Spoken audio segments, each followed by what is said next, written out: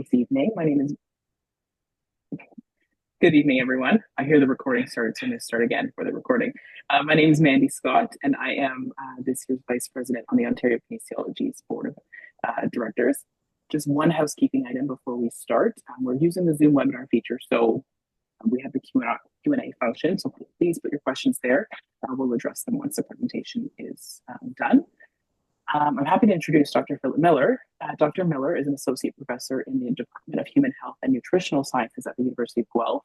He completed his undergrad and graduate degrees at the Department of Kinesiology at McMaster University, followed by a postdoc fellowship at the Division of Cardiology in Toronto General Hospital.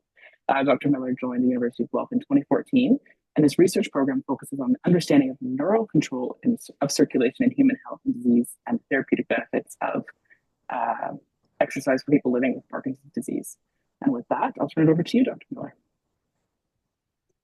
Okay, thank you so much for the invitation to speak here today. And I really look forward to kind of sharing some of the work that we've been doing in this area. So just before I begin, I know that we're all coming from different locations around Ontario, but I currently reside in Guelph. So as a Guelph resident, I remember that Guelph resides on treaty land that is steeped in rich Indigenous history and home to many First Nations, Inuit, and Métis people today. Individually and as a community, we have the responsibility for the stewardship of the land on which we live, work, and play. And today I just want to acknowledge the territory of the Mississaugas of the Credit and our collective responsibility to this place and its people's histories, rights, and presence. So I have no conflicts of interest to disclose for this talk. Mandy gave an intro to my background, and so my background is really in kinesiology. That's where I started at McMaster, and a lot of my focus was on the role of exercise as a therapy in cardiac patient populations. And when I came to the University of Guelph, I kind of serendipitously fell into this area of working in Parkinson's research and exercise. And I'll talk a little bit later on in the presentation how I came to this area after we give some brief kind of overviews. So what is Parkinson's disease? Parkinson's is a progressive movement disorder that's associated with the loss of dopamine-producing neurons in an area of the basal ganglia, the substantia nigra, that is involved in motor control. And so there's an image here on the right side of the screen simply showing from brain scans differences in these areas with the loss of these dopamine producing neurons. And while it's not 100% known what the cause of Parkinson's is, excuse me, accumulating evidence really suggests that it's being linked with environmental toxin exposure. So if you look at a purely genetic case, they're really thought to account for about 2% of all Parkinson's disease cases. And most of it aligns with environmental pesticides and toxins used for agriculture. If we think about Parkinson's disease or PD symptoms, many of us are familiar or know someone that suffers from these. And excuse me, I'm still getting over a cold, that when we think about Parkinson's, we think about the motor symptoms. And that's really muscle rigidity, the tremor, the postural instability, the gait freezing that occurs in Parkinson's, and even in severe Parkinson's, where we start to have a dyskinesia and akinesia as well. But often what is less appreciated is that individuals with Parkinson's, and remember this is a progressive neurological disease, suffer from a lot of non-motor symptoms as well. And so these non-motor symptoms tend to be equally, if not more important for quality of life for these individuals. And they can include things like pain, chronic fatigue, mood disorders, so very high rates of anxiety and depression, sleep disruption and disturbances, orthostatic intolerance, So as a result of the loss of dopamine producing neurons, they also start to lose sympathetic nerves, which limit their ability to raise their blood pressure. And so this can increase the risk of falls and orthostatic intolerance, cognitive dementia, cognitive impairments, and a variety of other non-motor symptoms that often go somewhat unrecognized or undertreated. And so I think it's important to consider that while Parkinson's disease is characterized as a motor neurological disease, it really is becomes a systemic disease that affects both motor and non-motor outputs. An illustrator here that actually lives in Guelph that has done these illustrations for a number of the worldwide Parkinson's associations. This is Barbara Salzberg Matthews.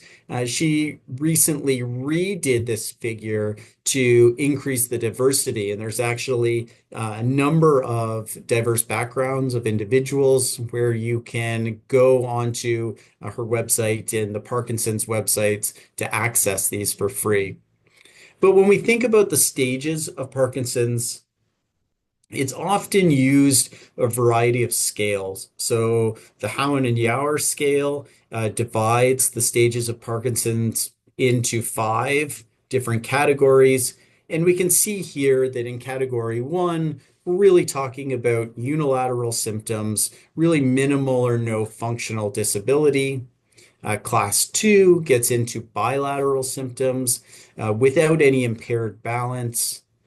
Class three gets into more mild to moderate disability, some impaired postural reflexes, but they still maintain physical independence.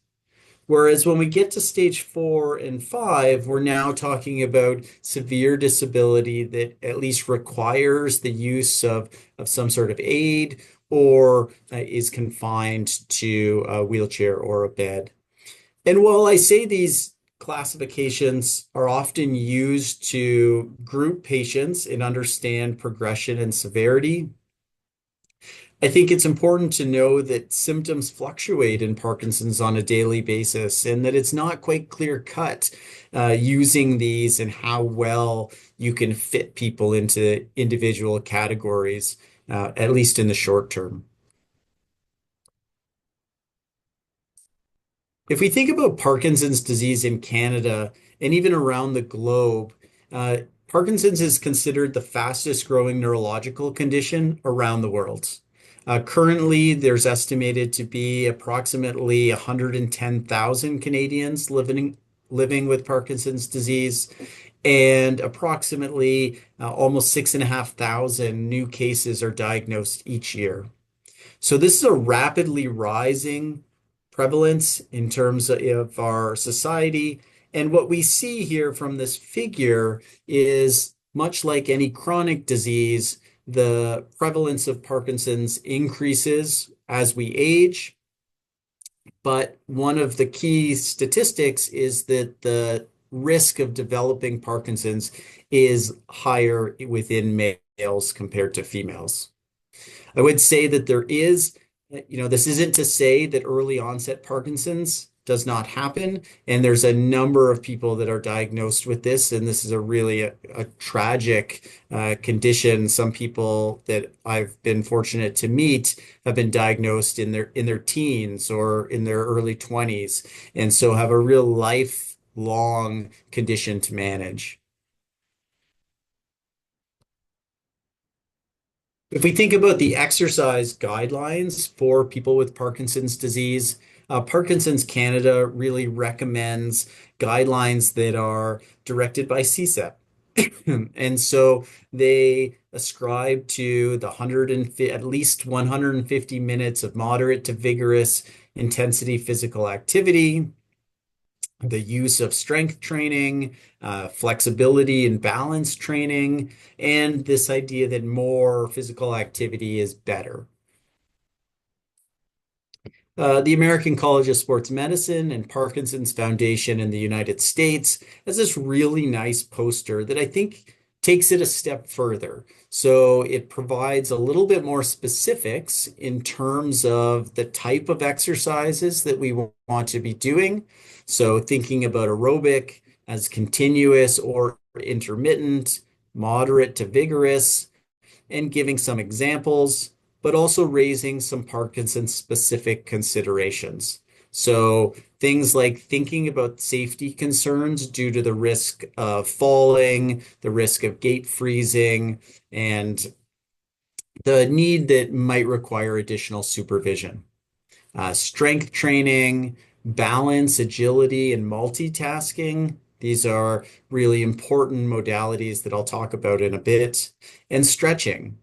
And I think really the important part, while this really encapsulates a very similar description as the CSEP guidelines, I think it really important is these tips at the bottom where they talk about the integration of healthcare practitioners into the exercise training of these individuals. So using a physical therapist or a kinesiologist, someone who specializes in Parkinson's or mobility disorders, movement disorders that can help.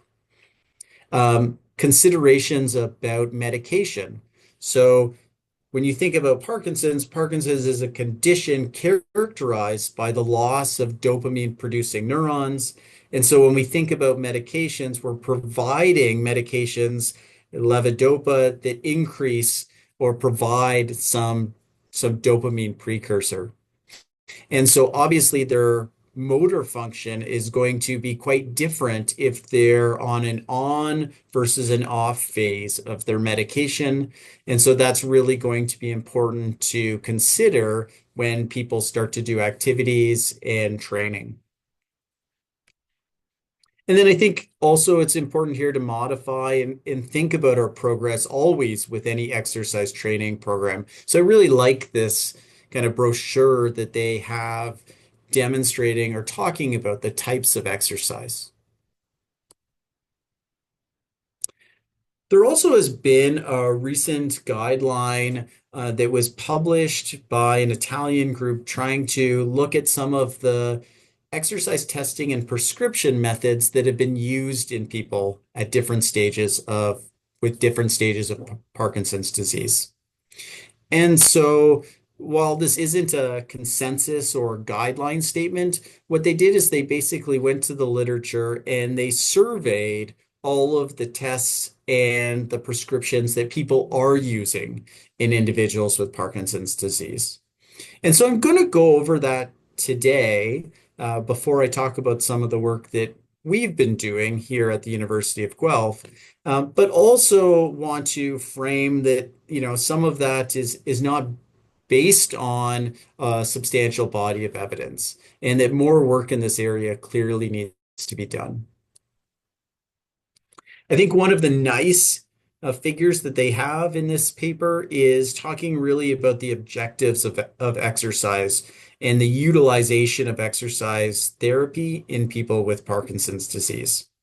And so it really talks about that in the early phase, it's really this prevention phase. And it's really designed to thinking about preventing physical inactivity. We know that the diagnosis of Parkinson's disease often takes a very long time because there is no blood test, there's no clear marker, and it requires monitoring symptoms over a period of time. And we know that when people go through that, they often retreat, they often have mood disorders where it prevents them from engaging in their normal physical activity, their normal community activities. And so this is really an important early phase, is kind of to maintain that or to increase it to improve one's physical capacity, their balance and endurance, their strength, so that they have preservation in kind of the mid to moderate severity of their disease course. And then obviously in the late phase, again, when we start talking about prevention, and now we're starting to talk about prevention of contractures and pressure sores and transferring and activities of daily living for helping individuals that are more immobile. I think physical inactivity is a really interesting piece in people with Parkinson's disease because there's a number of studies that have shown that endurance capacity and strength can be preserved in early Parkinson's disease. So in mild cases with maintained or increased physical activity levels. And so to me, what this is really telling us is that the disease itself is not necessarily causing these declines in functional capacity, but that a major part of that is the inactivity that tends to follow in a lot of people. Some studies have been done to characterize this. And so this is looking at average physical activity per day in minutes, and then increasing severity of Parkinson's disease. And you can see that as the severity of Parkinson's disease increases, that one's physical activity time per day can decrease quite significantly, such that there's an 84% reduction if you're in this higher severity group compared to the lower severity group. So what does that mean? I think that's really actually it's encouraging for us as a researcher, as healthcare providers, because it provides us with an intervention that we can give to individuals that are suffering from Parkinson's disease that can help them to manage their condition.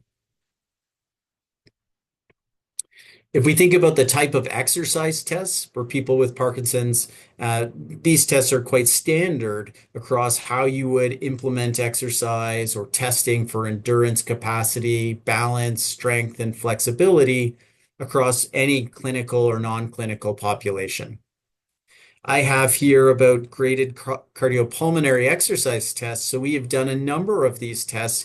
We typically will use a bike in these tests. So obviously that is a bit limiting in the severity of disease. We probably would not be testing people in class 4 and definitely obviously not in class 5. And one of the benefits of using the bike is that we can perform more of a ramp test. And so when you think about a treadmill exercise test, one of the most commonly used, we could use the modified Bruce protocol. And the problem with that test is just the jumps in intensity are often too large at the end of the test. And so you're not getting a fully accurate picture of what one's functional capacity could be. But I think it's important to see that, these are the same tests that we employ across any population, that we continue and want to use those kind of gold standard tests when we are prescribing exercise or managing and monitoring their progress. I mentioned this earlier, but I think a real critical point is to understand what phase of medication people are with Parkinson's are in. So whether they are in the on phase, in which they have taken their levodopa and are experiencing the benefits of that, or whether they are in the starting to get into the off phase where they're losing the benefits of that drug and therefore are starting to have degradations in motor output and motor symptoms. So these are the recommendations that were given in this article, and you can see that these recommendations really kind of align with what CSEP would recommend, what ACSM would recommend. This is endurance type exercise, at least 3 days a week at a fairly vigorous intensity. And the type of activities that we're talking about are classic, running, walking, cycling, swimming. We're supplementing that with resistance and flexibility exercise. And so this is really what their recommendation is for kind of that mild or early stage Parkinson's disease. Kind of the moderate stage, and here they're recommending that you turn less from a higher intensity and less frequent to a daily endurance exercise at a more moderate intensity. but still supplementing that with resistance and flexibility exercise. And I'd say this is um, where I start to kind of raise questions about, that I have seen a number of individuals with moderate severity Parkinson's disease who can do this type of vigorous exercise. And so I think it's about putting in place the right prescription and the right protocol and the right type of exercise that makes everyone comfortable to being able to complete it. With severe Parkinson's disease, I would simply say that in this case, they are again lower intensity, you know, but doing it more frequently. The only thing I would really add to this sort of prescription here is that this is really based on very little empirical data. So there's very few studies that assess an exercise training protocol in individuals with very severe Parkinson's disease. It's a really difficult group to access, obviously due to transportation and mobility issues, as well as cognitive function also. So I think that, when we're talking at this side, again, we start low and progress, but I would continually progress people upwards if they're able to handle that. So how did we get into this area? And we really got into this area based off of a conversation with the YMCA here in Guelph. And so the YMCA approached us and they were running a NeuroFit program designed to bring in people that had neurological diseases, but they weren't actually sure if it was working. And they had no way to actually test if they were improving. And we went to the literature and we started to do some searches on meta-analyses that had combined studies up to that point. And it really struck us as a bit odd that the evidence supporting, even a change in one's peak oxygen uptake rate, so one's VO2 peak or VO2 max, was only considered moderate evidence, that the responses seemed smaller than we would expect, kind of less than 10%, and that the evidence for a benefit in terms of reducing Parkinson's disease motor symptoms was actually fairly inconsistent. And so as an exercise physiologist, I kind of took that um, as a sign that I think that many of the prior trials, that when we looked at them, they weren't actually prescribing exercise appropriately. They were giving them very low intensities. They weren't actually monitoring or prescribing based off of gold standard exercise tests. And so this was something that kind of raised curiosity with us to investigate further. A little bit later, there was a study that came out, and it was really kind of talking about the benefits of high intensity exercise. So this is the one of the largest exercise training studies in individuals with Parkinson's disease. They took 128 de novo Parkinson's disease patients and randomized them to three groups: a usual care, and then the two exercise groups. And these were 6 months, 3 times a week of treadmill exercise training. And they did these at two different intensities. And the primary outcome for this study was a change in the UPDRS motor score. So this is a validated score that is done by a clinician that assesses the motor deficits.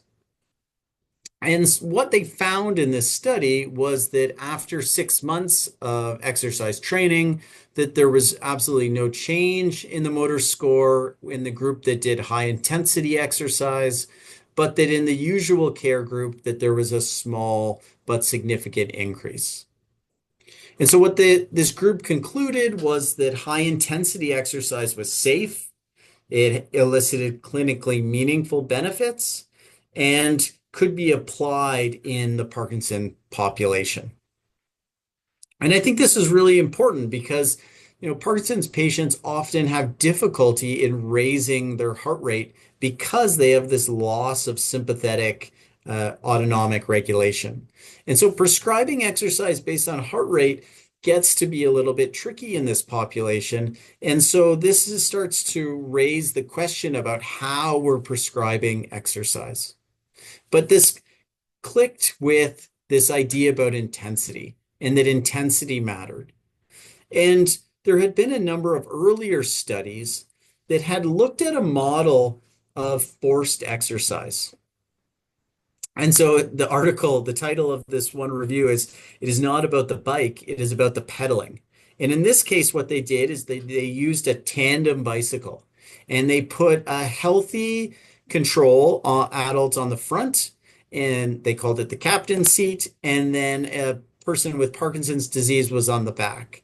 And what happened is that the person on the front actually pedaled at a much higher power output than someone on the back. And they were able to essentially force them to increase the cadence and the power output that they would be able to do on their own. And the results of this early trial showed that when they compared, and again, this is that same motor score, and what they found was that at the midpoint and at the end of training, that the group that did the forced exercise saw a benefit, but the group that was doing voluntary exercise, so voluntary cycling, really had no change. This was quite a small number of people, or this is only 5 people in each group. And this was followed up with some additional studies kind of to support this idea of forced exercise. And so it really got us thinking about intensity and what the role of intensity is in adaptations. And so we started to think about parallel areas that had been developing and the use of things like high intensity interval training, right? So exercise paradigms where you're oscillating between really high intensity and low intensity periods over time. They had been, investigated quite significantly in cardiac patients. So there was a quite famous study that came out showing that, high intensity interval training, sorry, down here at the bottom, had a much larger rise in VO2 peak than if you did continuous moderate exercise training. And so we wondered if this mode of exercise might be perfectly suited to individuals with Parkinson's disease, in that they can't maintain high intensity for a long time due to potential issues with increased fatigability, but perhaps that they could do very short bouts of exercise. And if we intersperse that with rest periods, that they'd be able to repetitively do this and elicit greater adaptations. So we did this. We conducted a trial where we were comparing high intensity interval versus moderate intensity continuous cycling training in individuals with Parkinson's disease. And this was a pilot project that was funded by Parkinson Canada. What we did in this study is that we invited 28 individuals with Parkinson's disease, randomized to the 2 groups, to complete exercise 3 times a week for 10 weeks. And all the exercise, which I think is a real key feature of our study, was done together at one time at the Guelph YMCA. So we essentially had one large room and we divided it in half and had one instructor on each side of the room so that they listened to the same music and they were all as a group, but that they were actually doing their different prescriptions. The first prescription was that they really followed kind of standard guidelines. They started on week 1 doing 30 minutes of cycling at 60% of peak power output. And so peak power output was determined via that max cardiopulmonary exercise test. So it was a gold standard measure of their maximum capacity. We progressively increased the duration so that by week 10 that they were doing 50 minutes of continuous cycling. In the second group, in the interval group, they were doing 10 1-minute intervals at 90% of peak power output, separated by 10 1-minute intervals at 10% of peak power output. And so obviously these figures are not time aligned here, right? Because in the interval group, they were only doing 20 minutes of exercise. So by week 10, the continuous group had to do an extra 30 minutes of cycling versus the high intensity interval training group. Okay, so not matched necessarily in terms of the time involvement, which can be a real benefit of doing interval exercise. And so what did we see? What I'm showing you here is VO2 peak in the high intensity interval training group and the moderate intensity continuous group. These are all the individual results from people who participated. And what we can see is that in both groups that we have an increase in VO2 peak over time, but really that we did not see a statistically significant difference between the two. When we look at the change in these two, that's where it starts to get a little bit interesting because while it is not statistically significant, it is clearly clinically meaningful. So a change of, this is a change greater than 1 MET in the HIT group compared to a change of about a half a MET in the moderate intensity continuous training group. So thinking about a potentially clinically meaningful difference in terms of functional capacity and endurance.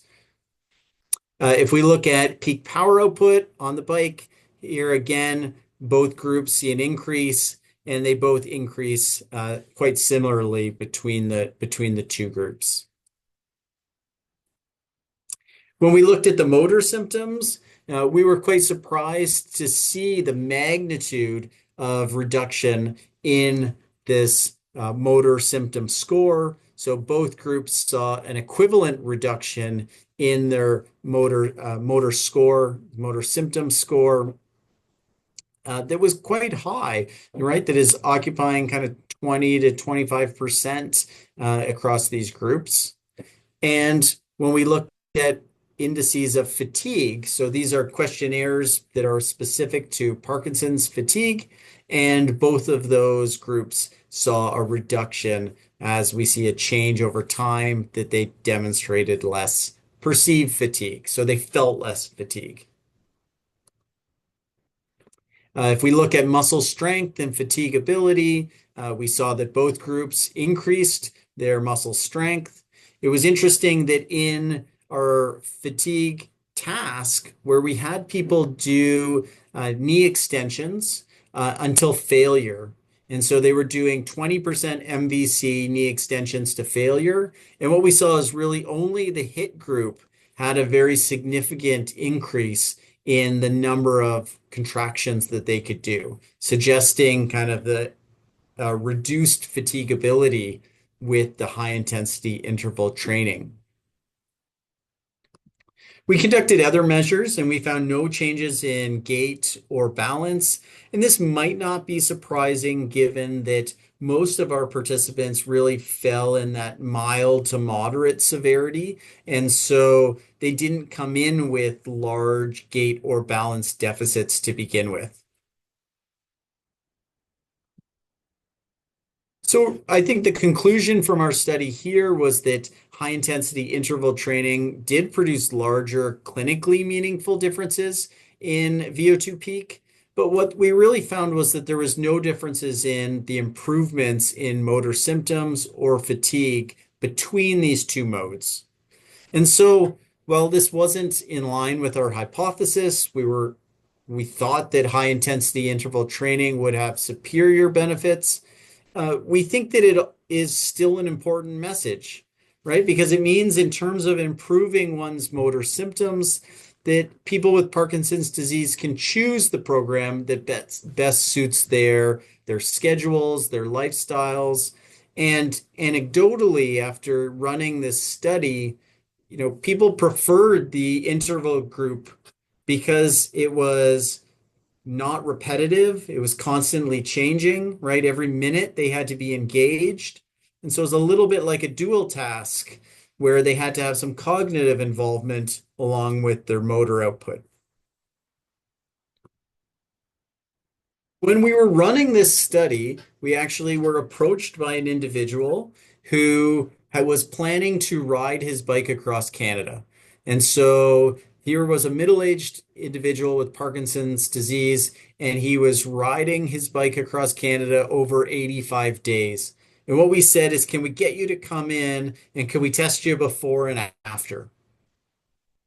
So Stephen Isman, he is one of the leaders of the Spinning Wheels tour. So this has now run twice. It ran again last year, in which they have traveled across the country to raise awareness and fundraise for Parkinson's research.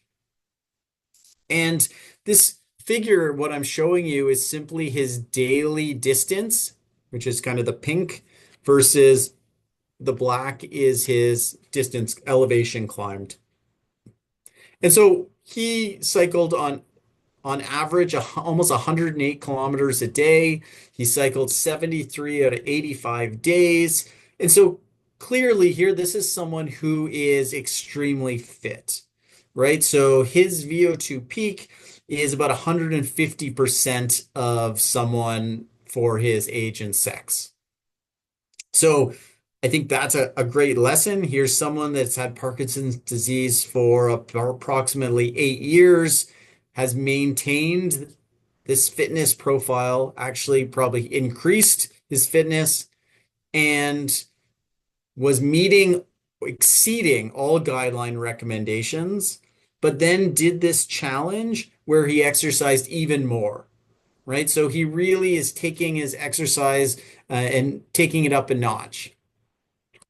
And when we brought him into the lab, what we were surprised to see is that his motor score decreased by 44%, his fatigue score decreased by 32%, his peak power output increased by 10%, and he actually reported skipping evening doses of his levodopa due to improved motor symptoms.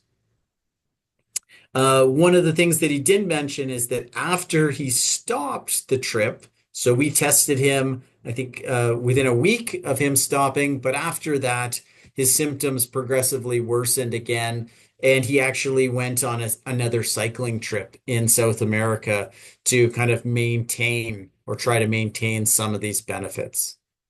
So obviously, this is a N=1 case study, but we were actually really excited about this because here is someone who is operating at exceeding levels of current guidelines.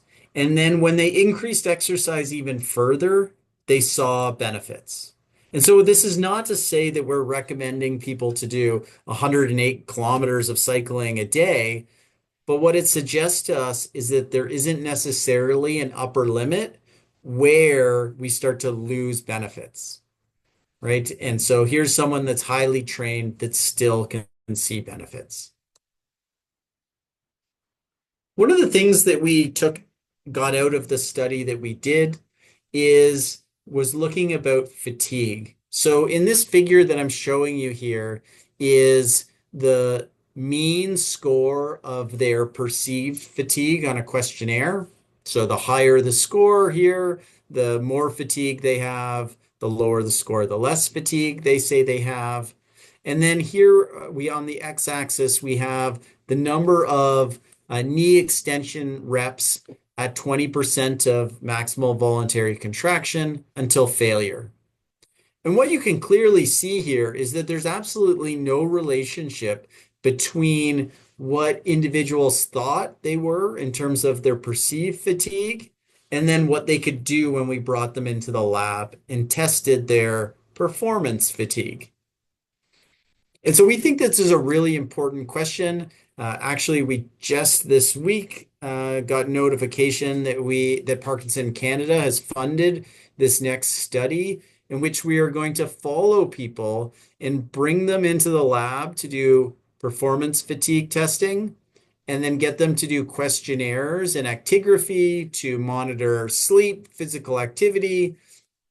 We're going to do anxiety and depression scores, and we're going to do that and follow people for 1 year. And so we're going to repetitively bring them back into the lab so that we can start to understand the link between these two phenomena. And why we think it's important is because we encountered a number of people that would come to our training study and say, I don't think I can do this today. I don't think my body is going to let me exercise. And then they would exercise because they were there and their friends were there and people were there and they started to cycle. And then by the end, they would say, I feel great. And so they had to get over this hurdle of doing it. But once they did that, then they actually it felt like they gained benefits from doing it. So that's a messaging that we need to understand and be able to tell people, right? The difference of what our brain is telling us versus what our body can actually do. Some of my personal experiences working with individuals with Parkinson's disease is that, there can be a very wide dichotomy in motivation. So you're going to see people that are highly motivated. If I talk to some of our neurology collaborators, they'll say my Parkinson's disease patients are often fitter than their caregivers or spouses because they are so motivated. On the flip side of that, there's a big group of them that are non-motivated and that require a lot of work to get them there. There are significant day-to-day fluctuations in symptoms, and it requires flexibility in exercise prescription and modalities. We really found that being in a community setting was quite important, right? So when someone missed a session, it wasn't me as the study coordinator or the PI reaching out and saying, "Why didn't you come?" It was the team members, it was their other peers that were forming groups.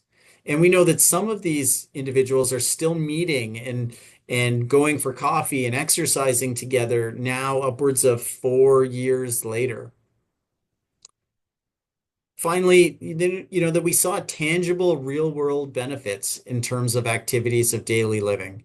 So, that doesn't take a lot for them to be able to experience benefits in their life that they can see, which can then be, again, a motivating factor. I have just a couple of videos here, and I am aware of the time that we have about 15 minutes. So I'm going to show these quick, where this video is identifying an individual with, quite severe Parkinson's disease, where they have gait freezing, they have a tremor, and really difficulty walking. And you can think about how you would prescribe exercise for this patient and feel like, I might not be able to do that because they can't actually complete the exercise. And you can see here in this case, the clinician is kind of visually cueing this individual by placing her foot and asking him kind of to step over. That's one way to help with the gait freezing. And I'm going to just go ahead a little bit more. Here's a second video with that same individual, and they put him on a bike. And he rides this bike perfectly fine. And so just because one mode creates a lot of difficulty, here is a mode with this individual. This is someone who grew up in the Netherlands and had a lifetime history of riding bikes. And so in this case, they have absolutely no problem riding this bicycle, and this can be a mode of exercise that this patient could use in their everyday life. I'm going to show it to the end because look, you can see he's almost standing when he rides, and he basically jumps off this bike at the end. And it's quite remarkable. This is a video from the New England Journal of Medicine, right? And then as soon as he jumps off, you can see when he tries to walk that again he becomes his gait is frozen. And this video on the right-hand side that I'm going to show is again another video where you have an individual with significant gait freezing. This is in the off phase of their medication.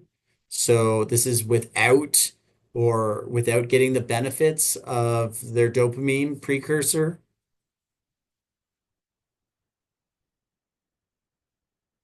I'm just going to go ahead a little bit.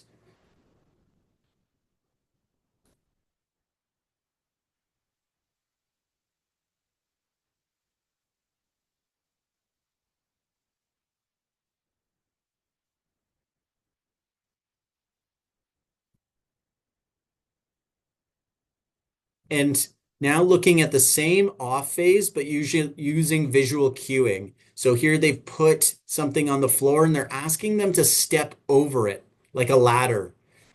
Here they're using auditory cueing, and you can see the improvements that are happening. So by using different circuits of the brain that are making them think about this in a different way, less automatic, they are actually able to compensate for this motor dysfunction. And here is in the on phase when they are taking their medication and the clear differences in capacity compared to the first phase of this video.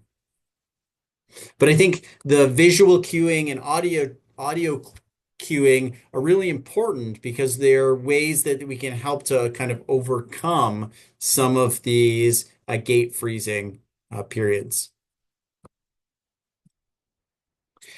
Just to kind of wrap up here, also want to mention this idea about dual task training. So that can be using motor and two different types of motor training. So thinking about boxing, for example, where they are getting them to move their legs and their arms, or dual task training that involves kind of motor and cognitive, because we know that dual task activities are significantly impaired in Parkinson's.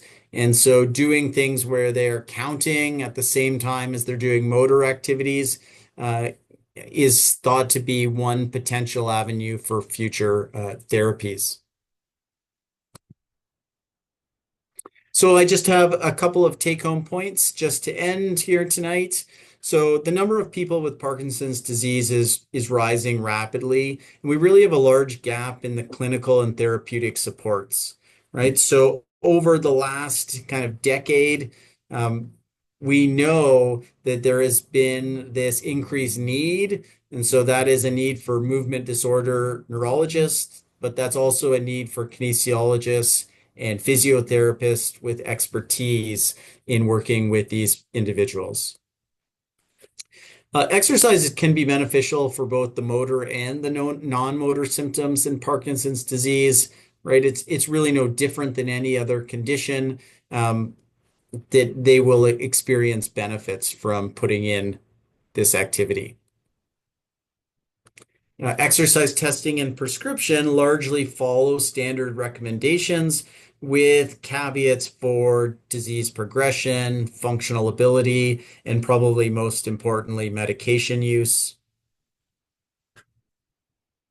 And then finally, I think that the role of non-motor symptoms, such as fatigue, are often the most severe symptom in individuals with Parkinson's disease and can prevent them from engaging in regular physical activity. So thinking about motivational strategies and ways to engage people to get them involved is really important. I'd just like to acknowledge all of our collaborators. So these are collaborators here at Guelph and McMaster, and as well the trainees that have worked on these variety of projects and helped us to do this work. Parkinson Canada and some of our funding organizations, including our philanthropic donations from community members. I am happy to answer questions. I think they're going to be in the chat, but if you don't have time and you want to reach out, here's my email address. If you think you have someone that might be interested in participating in a study or you want to help us recruit, we are always looking for people, and so that's healthy controls and individuals with Parkinson's. And I think this is a really can be a really motivated group. When we did the training study, 10 weeks, we had an individual that drove 2 hours just to come down to take part in this study. So to train for an hour and then 2 hours drove back home. And so 5 hours out of his day, he was taking off 3 days a week for 10 weeks. And this was someone who actually was working, and his job allowed this to happen so that he could participate in the study. So I think, really inspiring the amount of involvement that this group can has towards research, and we hope to be able to make some important contributions in that area.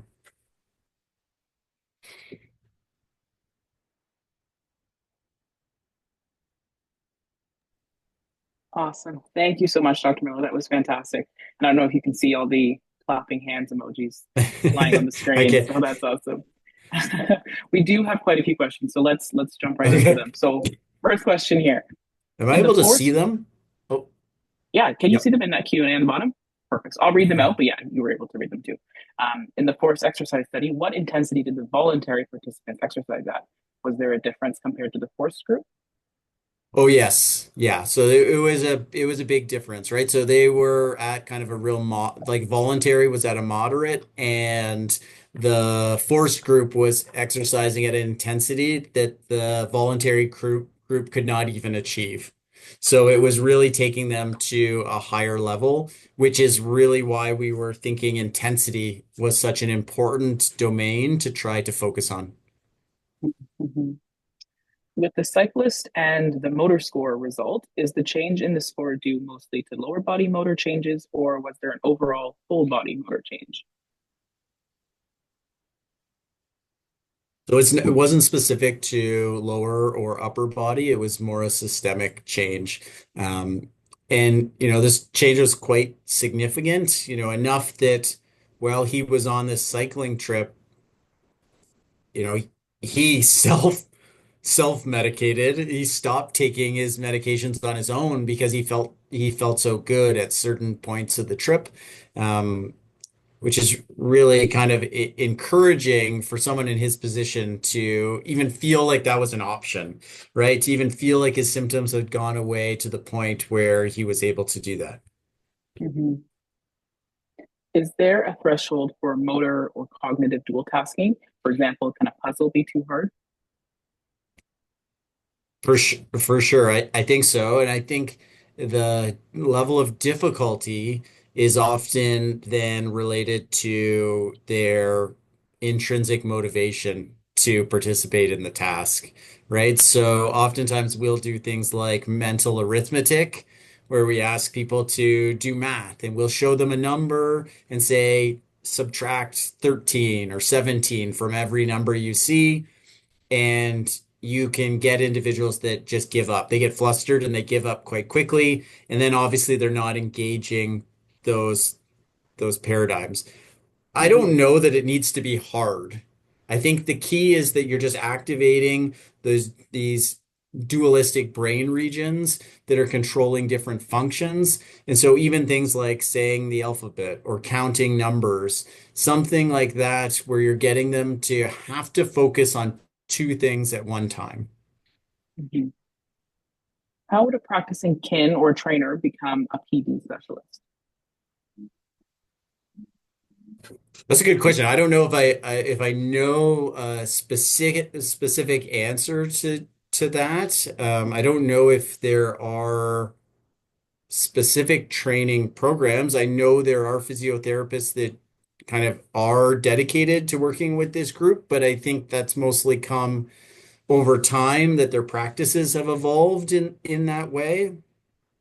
Um, I think probably the best way is to think about reaching out or talking, connecting with people that are engaged in these studies to get some hands-on kind of one-on-one experience working with individuals, and then Mm-hmm. using that.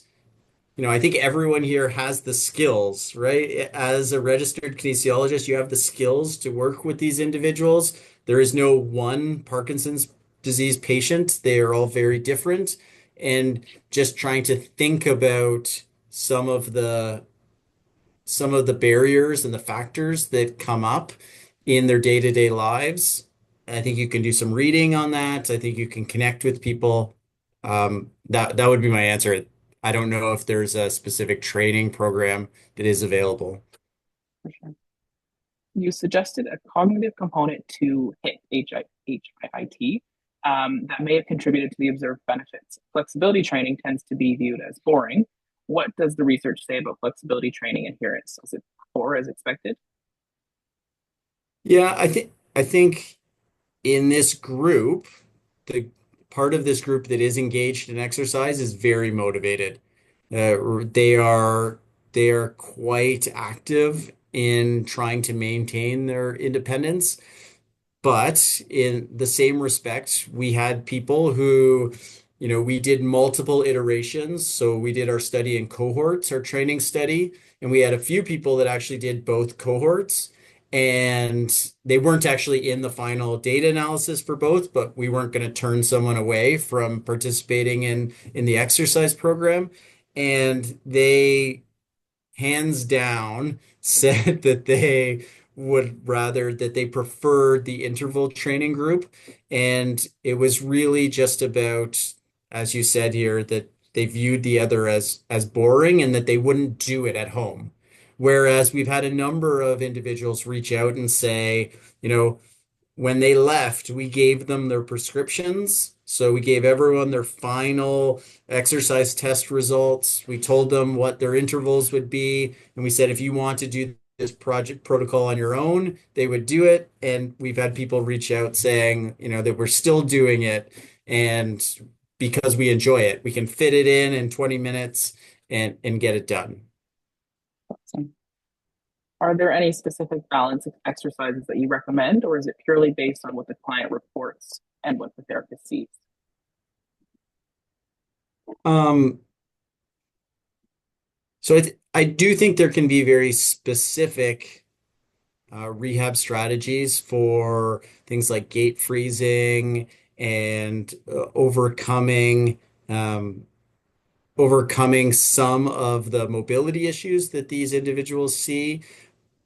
But in general, this is just a group that requires exercise. And so, we were taking individuals that some of them were engaged in some regular physical activity, and we were adding to that, and we were supplementing their walking that they were doing.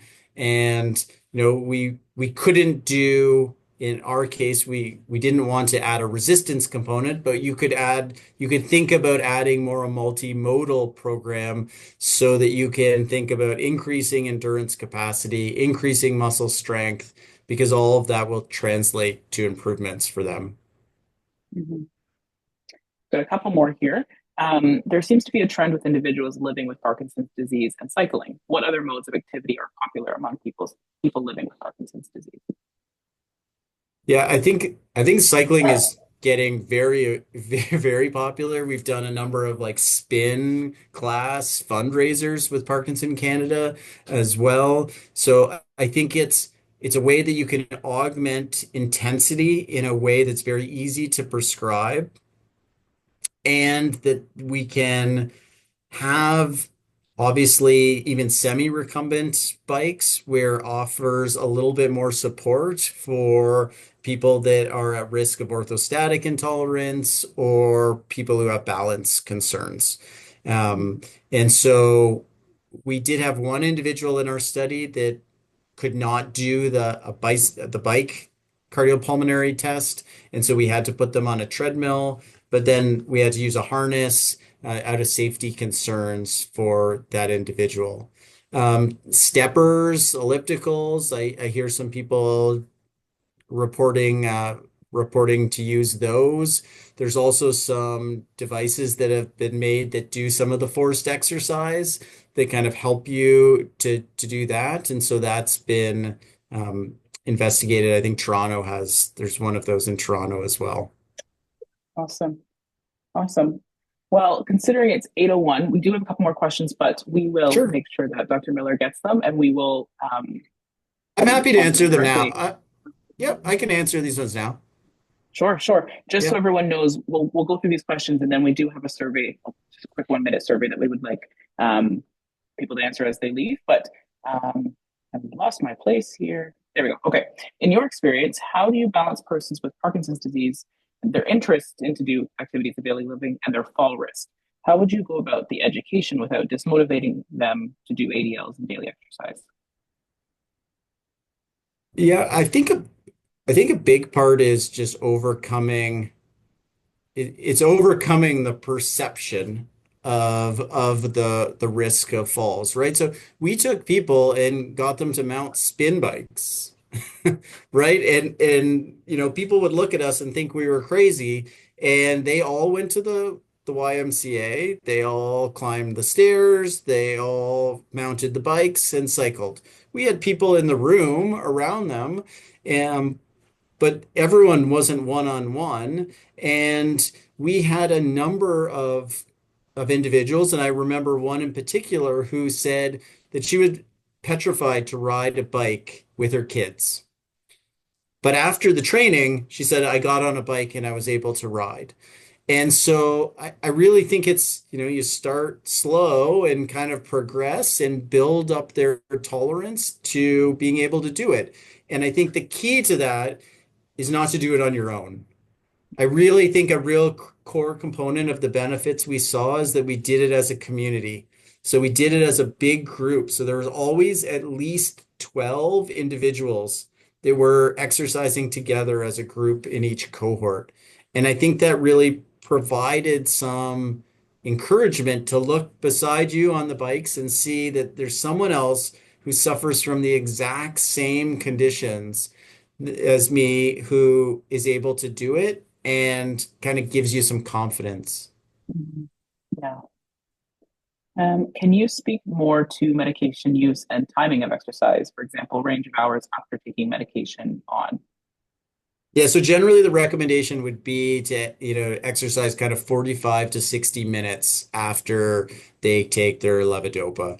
So when we do our studies here, that's kind of the range that we always ensure that people fall into. So people are going to take this repetitively throughout the day to maintain their dopamine levels. And so, we just want to time that with when they took their last dose. Awesome. Um, Next question is a comment. Parkinson's Canada runs online dance classes several times per week. So that is Yeah, really so cool to so know. dance classes, a lot of communities run the Rock Steady boxing out of the community centers and YMCA's. So there's a number of different programs that I think are available. Dancing is very much like that dual task, right? It's cognitive, it's motor at the same time. There is the illustrator of the photos I showed. She runs actually mime classes and has found really significant improvements with gate freezing, where if you can mime opening the door and then you actually try to go through it and work through kind of those freezing episodes, that she sees significant improvements. While I read the next question, the survey is actually going to come up just in case anyone wants to pop off earlier. But so feel free to answer the survey. But I will read the next question in the meantime. Have you done any research with Parkinson's disease patients who have had a joint replacement surgery? I don't know. So I would suspect that there probably might have been a couple of individuals that had knee replacements that were in our study before. But offhand, I don't know that I'd be able to answer that. Not specifically. We haven't targeted that population Mm-hmm. as a specific group. Right. Are there any studies with Parkinson's disease and aquatic therapy? There are some studies with that, and again, they can show benefits. It's again, you can get into, kind of that cognitive motor task. I think the challenge with some of those is to make sure the intensity gets high enough, right? And so, while it's a great um, not non-weight bearing activity for individuals that have certain joint uh, dysfunction or injuries. I think the challenge that can happen is whether you're able to exercise at a sufficient intensity, because the data is quite clear that the intensity is a real driver of the benefits. And so you really need to try to get that up. And it's not to say some is not better than nothing. Obviously, we would encourage that. Um, but I'd want to make sure that they were doing intense enough exercise. And that is one of the things that when we did our trial, people said, oh, the both groups had the same effect. But what we call moderate intensity exercise is really what the other groups call high intensity exercise. And so there was this real difference. If we would have given them really the moderate, I think we would have seen differences, but we pushed them, right? And we pushed them at the upper limit of their range, and we based that off of power output and not heart rate, where we think that that signal is not as adequate for prescribing exercise in that population. Right. We've got one more question here. If the slides are available to download, this is recorded, so we will be able to share that in the coming weeks. But your slides, Dr. Miller, I don't know if anybody would want to have a copy of I'm those happy, or I'm happy to provide you with a PDF of the slides. perfect. Yeah. Awesome. Yeah, if you'd like them, maybe you can reach out to directly to OKA or Dr. Miller's email right on the slides there too.